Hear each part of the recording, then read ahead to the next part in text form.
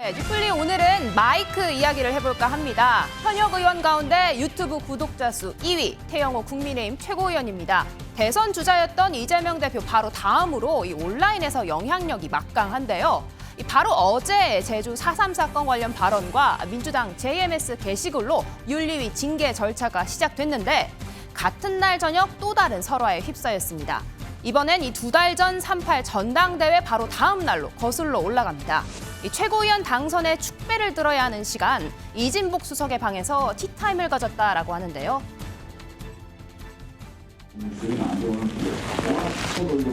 그렇게 하면 민주당의 한강에 가지고 대통령 공부하는 거 최고위원 적어서 한마디 말하는 사람 문제는 나 그런 식으로 최고위원 하면 안 돼. 바로 이진복 수석이 얘기하는 거예요. 그래서 앞으로 최고위원 발언할 때 대통령실에서 다 들여다보고 있다 지금도. 네, 방금 들으신 내용 태 의원이 보좌진들과의 회의 자리에서 한 이야기라고 합니다. 대통령의 한일 정상회담을 일주일 앞둔 시점, 이진복 수석이 마이크를 잘 활용해야 한다며 공천 이야기를 꺼냈다는 내용이 이어집니다. 당신이 공천 문제 때문에 신경 쓴다고 하는데 당신이 최고위원이 마이크 줬을 때 그 마이크를 잘 활용해서 매번 대통령한테 보고할 때 오늘 이렇게 쓴다고 정상적으로 들어가면 공천 문제 뭐 신경 쓸 필요도 없어. 그래서 내가 이제부터 내 정신 벌써 들더라고. 이진복 수석이 나한테 그렇게 좀 약간 나 걱정하는 게 그거잖아. 그렇게 하면 재선이냐, 강남 가서 재선이냐. 오늘도 내가 그거 이진복 수석한테 강남에 재선이 되느냐 안 되느냐. 네, 이런 보도가 나가자 유승민 의원 믿기 어려운 충격적인 뉴스다. 현역 국회의원에게 용산의 하수인 역할을 하도록 공천으로 협박한 것이라고 비판했습니다. 그러면서 박근혜 전 대통령의 2016년 불법 공천 개입 사건을 언급하기도 했는데요. 논란이 커지자 태영호 의원 즉각 해명에 나섰습니다. 내부 회의 녹취록이 유출된 것에 대해 강한 유감이라며 이진복 수석을 만난 건 사실이지만 과장이 조금 섞인 내용이다. 한일 관계나 공천 문제에 대해서는 전혀 언급이 없었다라는 입장문을 냈습니다. 이진복 정무수석도 공천 문제는 금기 사항이다. 당에서 하는 거지 대통령실에서 하는 게 아니다. 분명히 선을 그었습니다. 여당 대표도 이렇게 당사자들이 아니라는데 왜 자꾸 맞다 그러냐며 진화에 나섰는데요. 이진복 수석이 태영호 최고위원한테 공천 관련 발언을 했다고 하는데 없다는데요? 그러니까 본인은 과장해서 얘기한 거라고 입장을 내셨는데 없다는 게 있다 그래요? 없다는 게 무슨 말씀이세요? 아니 태영호는 없다 그랬잖아요. 그러니까 그런데 어쨌든 녹취록에서는 공천 관련 발언 본인이 과장했다면서. 근데 그 과장해서 말한 거라면 그 발언 자체에 대해서는 좀 문제가 뭐 없다고 보시는지 일각에선 대통령의 뭐 당무 개입이라는 비판이 나오는데 아니 개입한 팩트가 갖고 얘기하지. 당국 개입을 안 했는데 안 했다 그러면 했다고 하면 어떡하나? 네, 녹취록에서는 태영호 최고위원이 보좌진한테 이진복 수석이 이런 말을 하더라 하면서 공천 관련 언급을 했다고. 아니 그러니까 자기가 부풀렸다 그러잖아. 그런 말 한 일이 없는데. 그래도 아니 왜 자꾸 안 했다는데 했다고 질문하세요? 녹취록 자체는 이제 태영호 최고위원이 보좌진한테 하는 정황이 나오기 때문에 정황이란 게 뭐 정황이지? 공천 관련 발언을 아니 그러니까 얘기하면서 자기가 자기가 거짓말했다 그러잖아. 그러니까 자기가 부풀렸다고 하잖아. 그러면 네, 하지만 태영호 의원이 마이크를 쥔 역할에 충실했습니다. 당선 이후 총 17번의 최고위 회의 중 16번을 참석해 발언을 이어갔고요. 연일 한일 관계 회복의 중요성을 언급하며 3월 16일 대통령의 방일 일정 당일에는 하루에만 게시글 5개를 연달아 올렸습니다. 이 한일 정상회담을 둘러싼 크고 작은 논란도 직접 방어에 나섰는데요.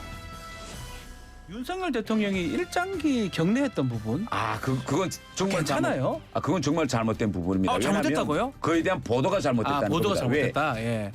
카메라를 이쪽 좌측에다 놨기 때문에 네. 일장기만 보였어. 실제는 일장기만 있은 게 아닙니다. 태극기가 같이 있었고 예. 좀 일장기와 태극기를 정면에 놓고 아하. 비춰야 되는데 그렇게 일장기에 경례했다라는 건 이건 대단히 잘못된 그렇게 해석할 표현이라고 수도 있는데 네, 당장 야당에서는 대통령실의 당무 개입 논란이 불거졌습니다. 대통령실의 당무 개입이죠. 물론 뭐 협조를 요청해서 이런 발언 좀 해줘라고 얘기할 수는 있겠죠. 그런데 그 공천과 관련해서 언급을 한다는 것 자체는 지금 2023년이 맞나 너무 좀 신기했고요. 저희도 당연히 당정 간에 협의를 하지만 그건 이런 식으로 저희가 최고위원들한테 구체적으로 대통령을 소위 쉴드 치는 발언을 해달라 이런 요청을 하는 건 생각을 못 해봤고 그리고 개인적으로 의원 입장에서 태영호 의원이 보좌진한테 얘기할 때 저는 있는 그대로 사실을 얘기할 거라고 생각합니다. 의원들하고 보좌진 간에 그 정도의 신뢰관계는 당연히 있거든요.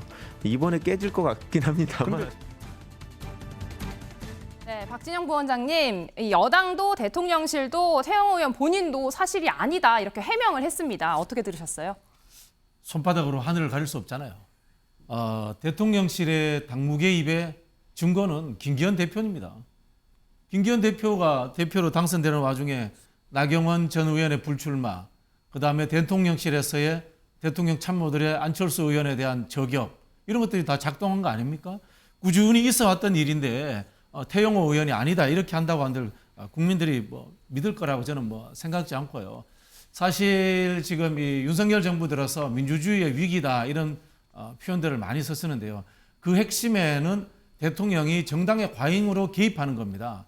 정당이라는 것이 상권 분립에서 국회 영역에 해당되는 것입니다. 행정부의 수장인 대통령이 상권 분립을 어기면서 국회에 개입하는 것. 이거야말로 헌법 정신을 훼손하고 있는 것이고요. 저는 뭐 저 발언에 대해서 제대로 된 그 조사가 있어야 되지 않겠는가 그런 생각이 들고요. 만일 이 사안이 사건이 사실이라면은 대통령실까지도 저는 수사를 해봐야 되지 않나 이런 생각이 들고요. 만약에 또 거짓이라면은 태영호 의원은 국정농단, 국정 개입에 어떤 뭐 오해의 소지가 될 만한 발언을 했기 때문에 중징계에 놓이지 않을까 뭐 이런 예상이 듭니다. 네.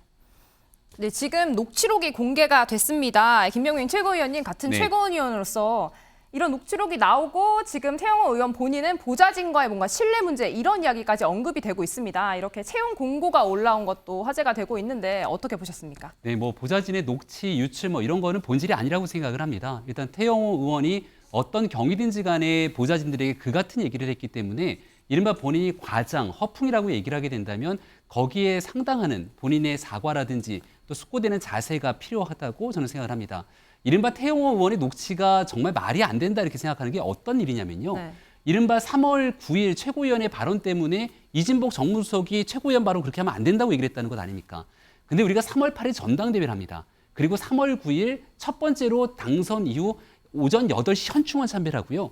9시에 있는 첫 번째 최고위원회는 말 그대로 상견례 자리이기 때문에 돌아가면서 최고위원 당선에 대한 감사의 인사 그리고 민생정당의 길로 나아가겠다는 내용들을 쭉 얘기했기 때문에 그때 나왔던 보도를 보게 되면 최고위원들의 첫 번째 메시지 일성은 민생이다 이렇게 나왔던 보도들까지 기록이 돼 있습니다.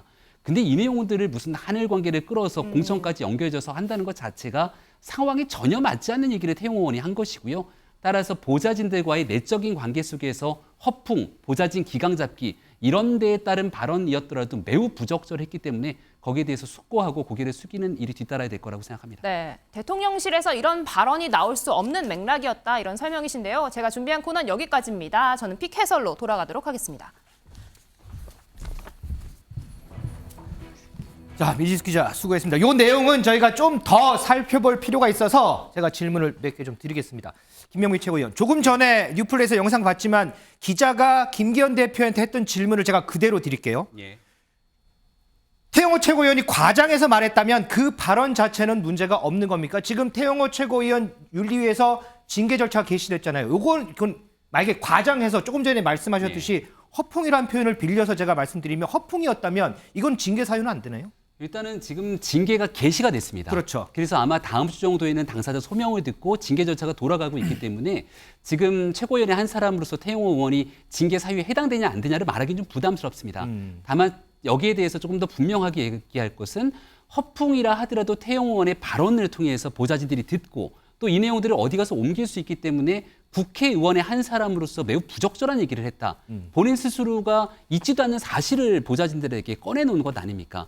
그렇기 때문에 태영호 의원이 이 문제에 대해서 굉장히 숙고하고 또 당 전체에 대해서 안 좋은 이미지, 오해를 쏟아낼 수 있는 발언들을 본인 스스로 했기 때문에 저는 문제가 꽤 크다고 생각합니다. 자, 그러면 지금 이 건이 터지고요. 유승민 전 의원, 허은하 의원 등 이른바 비윤계로 분류되는 이 인사들이 그 비판을 엄청나게 하고 있어요. 근데 그 비판들 보면 공통적으로 공천 얘기가 들어가거든요. 어쨌든 총선을 앞두고 있잖아요. 이 문제 확 확전될 가능성 없을까요? 유승민 전 의원의 얘기를 보면 만약 사실이라면이라는 전제를 깔고 있지 않습니까?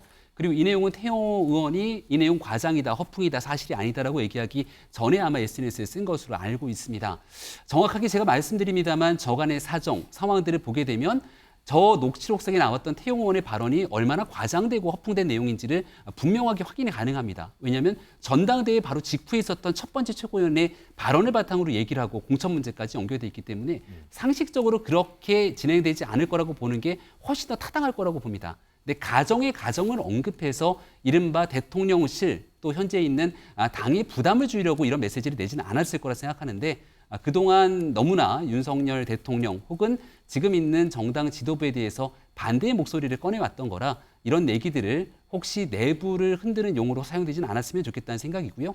태영호 의원이 본인 스스로 잘못됐다, 허풍이었다 이렇게 얘기하고 있는 상황이라면 그 뒤에 추가적으로 본인 스스로 국민께 어떻게 사과 조치에 나설지도 지켜볼 일이라고 생각합니다. 자, 그럼 박진영 부원장은 어떻게 보세요? 지금 김병민 최고위원은 상식이라는 표현을 썼긴 했지만 그런데 지금까지 계속해서 나오는 얘기가 내년 총선에서 자, 국민의힘 내에서 친윤계, 비윤계 차별당하는 거 아니냐라는 얘기들이 계속 나오는 상황에서 지금 이런 일이 벌어진 거거든요. 우리가 이제 박근혜 대통령 때 있었던 일들도 상식적으로 생각 못하는 일들이 있은 거 아닙니까? 아까 유승민 의원 이야기했습니다마는 2016년도 때 대통령이 공천 개입한 거 그것도 상식 밖의 일입니다. 그런 일이 일어났기 때문에 저는 개연성은 충분히 있다 이런 생각이 들고요. 이정근 녹취록으로 민주당이 지금 쑥대밭이 되고 있습니다. 태영호 의원은 최고위원입니다. 당에. 네. 훨씬 더 중요한 사람의 녹취록은 왜 그냥 허풍이라고 이야기하냔 말입니다. 저는 똑같이 이거는 검경에서 충분히 수사해야 될 만한 근거가 있는 일이다. 그런 생각이 들고요. 그리고 국민의힘 입장에서도 이걸 허풍이라고 이야기하기 전에 이 상황이 녹취록으로서 세상의 언론에 드러났기 때문에 일단은 사과하고 그것에 대한 재발 방지라든가 이런 것들에 대해서 먼저 이야기를 해야 되는 것이 저는 정당을 운영하는 도리다. 그 말씀 드리고 싶네요. 자, 그러면 이승우 변호사 이건 어떻습니까? 어쨌든 당사자들은 다 아니다, 뭐 사실 아니다 이렇게 부인하고 있고 뭐 허풍이라는 표현까지 나왔어요. 정말 이게 사실이 아니고 태영호 의원이 정말 부풀려서 얘기한 이른바 허풍이라면 뭐 거기서 태영호 최고위원이 뭐 책임을 지고 하겠지만 만약에 사실이라면 그럼 이거는 선거법 이런 쪽에는 저촉되는 건 아닌가요? 이 헌법에서는 공무원 정치적 중립성에 대한 명시적인 규정이 있고요. 정당 민주적 운영에 대한 것도 규정을 갖고 있습니다. 그래서 공직선거법에 구체적인 규정을 갖고 있고요. 정당법도 해당되는 규정을 갖고 있습니다. 그렇기 때문에 이것이 사실이다라고 한다면 해당 사항으로서 선거법 위반 문제가 표면화될 수 있는 사안이긴 한데 다만 두 사람이 밀실에서 한 대화이기 때문에 이것을 누가 입증할 것이냐의 문제가 남아 있습니다. 자, 이 부분은 좀 다음 주에 어쨌든 이 징계위, 이제 윤리위에 소명 절차가 있기 때문에 아마 이 부분까지 병합해서 되지 않을까 싶은데, 자, 김병민 최고위원 지금 저희 방송이 한 30초 나왔는데 오신 김에 이거 하나 여쭤볼게요. 그 청년 네트워크 출범했잖아요. 거기 이제 같이 들어가 계시나요? 네. 거기에 토익 지금 2년인데 5년으로 늘린다 뭐 이런 얘기가 있어요. 그거 네. 잠깐 짧게 좀 설명 좀 해주세요. 네.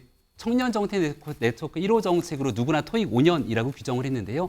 과거에 공무원에 한해서 국가사이버고시센터에 이른바 공시생들이 등록을 하게 되면 2년으로 유효기간이 있는 토익의 시험기간을 5년으로 연장을 해줍니다. 이걸 지난날 대통령 선거 때 심쿵 공약으로 공공기관까지 확대하겠다 얘기를 해서 지금은 공공기관까지도 정부가 5년으로 보증을 해주게 되는데요. 이 시스템을 보완, 개선 마련해서 민간기업에 취업하는 취준생들 거의 모든 사람에게 형평성 있게 이 유효기간 5년 연장하도록 만들겠다는 게 어제 공약 발표의 내용이었습니다. 자, 정책이 하나 나와서 그거에 대한 설명 마무리로 좀 들었습니다.